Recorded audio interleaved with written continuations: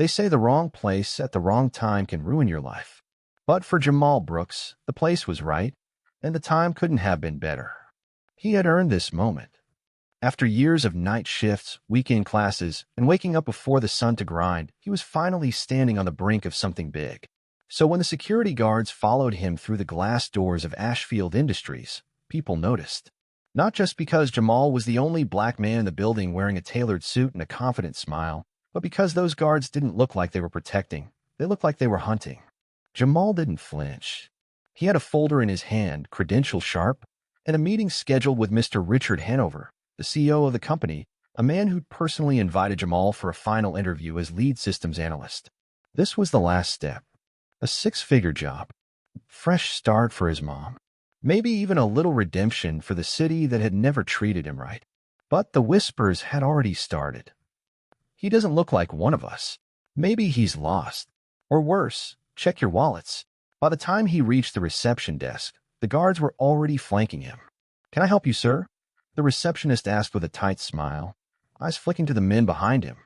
"I have a 9:30 with Mr. Hanover," Jamal said calmly, placing his folder on the counter. The woman's fingers hovered over the keyboard like she was stalling. "Name? Jamal Brooks."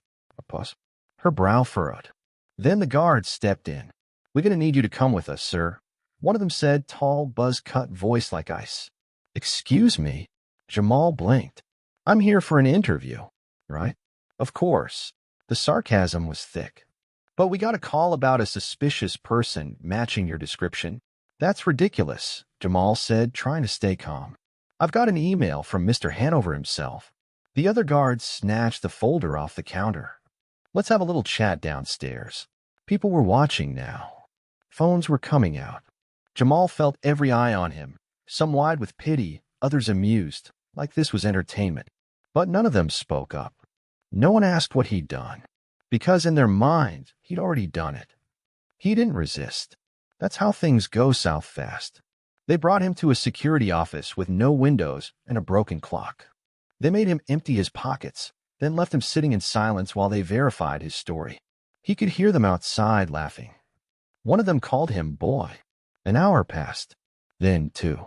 No one answered his questions. No one brought him water. He was missing his interview. His phone buzzed. Dozens of missed calls and a message from Mr. Hanover himself. "Where are you?" "We're waiting. Hope everything's okay." He showed the message when they finally came back. The guards exchanged a look, something between fear and embarrassment. But they didn't apologize. Instead, they let him go with a weak excuse. Just a misunderstanding. A misunderstanding. Jamal walked out of that building with his back straight, but his heart in pieces. The job offer never came. Hanover never replied again.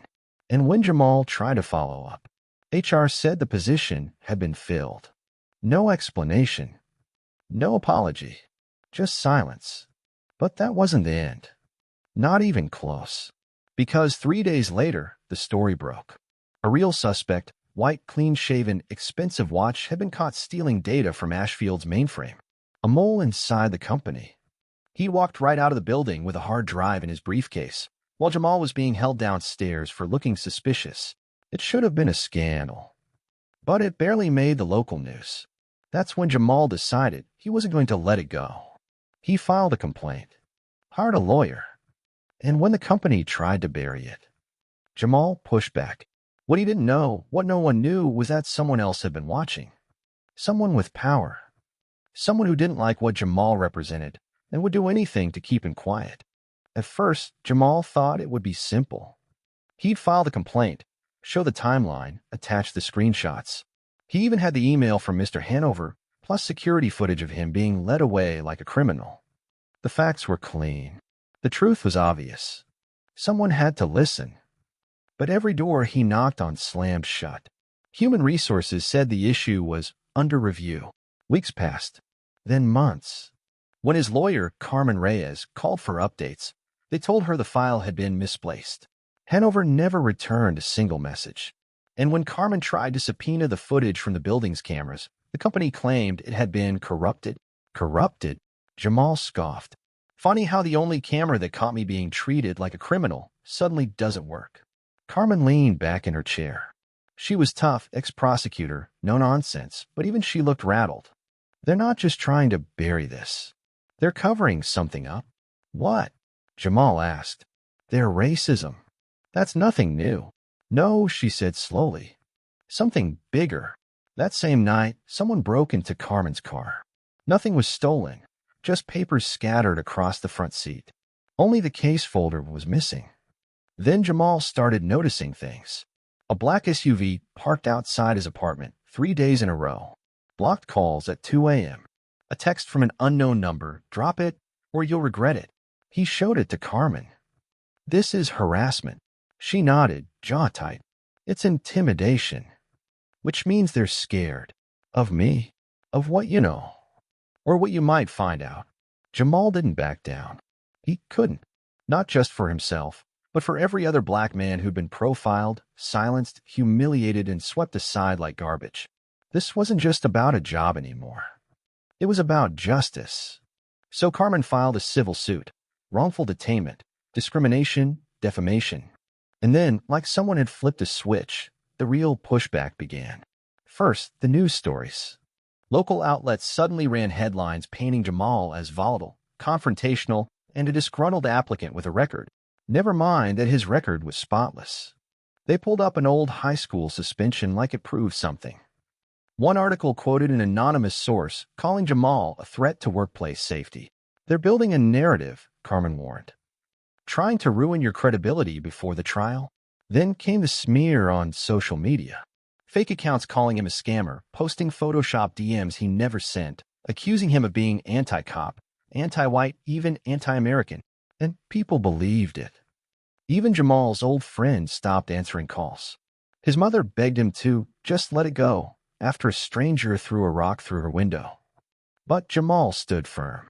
This isn't just my fight anymore, he told Carmen. They want to silence me. Fine. But they'll have to drag me into court to do it. She nodded. Then that's exactly what we'll make them do. And then, out of nowhere, they got their first break. A janitor named Eli Morris reached out. Late 60s, nervous voice, worn hands. He'd worked at Ashfield for over 30 years. Said he'd been cleaning the security floor the morning Jamal was detained. I saw them delete the footage, he whispered over the phone. Didn't think much of it till I saw your face on the news. But it wasn't no accident. They did it on purpose. Are you willing to testify? Carmen asked. A long pause. I ain't got much left in this life, Eli said. Might as well leave with a clean conscience. That testimony changed everything. Suddenly, Ashfield stopped trying to delay. They pushed for a quick settlement. Offered Jamal $250,000 and an NDA to stay silent. Jamal didn't even blink. No deal. They offered more. Carmen said it might go to $500,000 if they played it right. Still, Jamal refused. I don't want their money, he said. I want the truth. But the truth had teeth. Because the deeper Carmen dug, the more dangerous it got. She uncovered something Jamal hadn't expected, something buried in a separate case file from another lawsuit against Ashfield. A whistleblower. A woman named Dahlia Grant. She'd worked in cybersecurity. Filed a complaint 2 years ago. Said she'd discovered internal data being copied onto external devices by someone high up. She was fired 2 weeks later. Her case vanished without explanation. But the timing, it lined up exactly with what happened to Jamal. That's when Carmen said the words that would change everything. This isn't about race anymore, Jamal. This is about something bigger. This is a cover-up. And someone was willing to do anything to make sure no one ever found out. The courtroom was colder than Jamal expected. Not just the temperature, but the energy.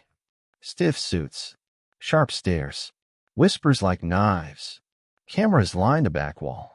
The media had finally picked up the case, but only because of the drama, not the injustice. To them, Jamal wasn't a man standing up for his rights. He was the guy who refused to take the payout. Carmen stood beside him, poised and sharp as ever. Her opening statement cut through the silence like a blade. This is not just about discrimination. This is about accountability. About a company that racially profiled an innocent man, then tried to cover up their mistake by silencing everyone involved. Ashfield Industries brought their best. Suits worth more than Jamal's car. Lawyers who smiled like snakes. Their defense wasn't denial, it was distortion. They claimed Jamal had become aggressive in the lobby, that he'd raised his voice, that he fit the profile of a former employee who'd made threats. No proof, no witnesses, just fear. And in America, fear of a black man in a suit was often enough. But Carmen was ready. She brought the heat early: emails, call logs, timestamped text from Mr. Hanover himself. She played a clip from a bystander's cell phone, Jamal calmly speaking to the receptionist while the guards hovered inches behind him. No yelling, no threats. Then came Eli Morris, the janitor. He walked up to the witness stand with a slight limp, wearing his best church clothes. His voice shook at first, but steadied when Carmen asked what he saw. "I was mopping the floor outside the security room," he said. "Heard one of them say, 'Delete the footage before this turns into a circus.'" Then they laughed. Carmen leaned in. "And you're sure they were talking about Mr. Brooks?" Eli nodded. "One of them said, 'That boy's not going to ruin this company.'" That's when I knew. The room went still. For a moment, it felt like the tide was turning. But then everything cracked. It happened during cross-examination. Ashfield's lead attorney, a smug man named Brent Carlson, stood up and approached Eli with a file in hand. "Mr. Morris," Carlson began, voice dripping with fake respect, "have you ever been diagnosed with any cognitive conditions?" Objection. Overruled. Eli looked confused. "What's that got to do with anything?" Carlson opened the file. "According to your medical records from 2018, you were hospitalized for a series of mini-strokes. Isn't that correct?" Carmen shot up.